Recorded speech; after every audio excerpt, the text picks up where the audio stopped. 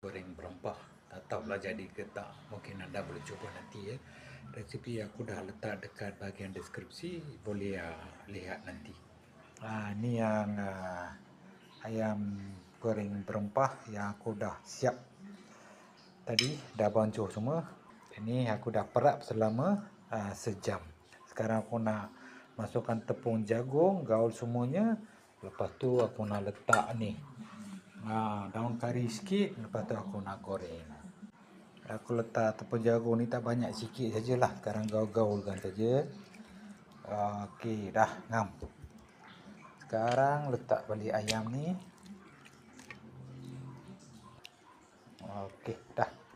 Sekarang kita panaskan minyak dan kita goreng. Okey, letak ni.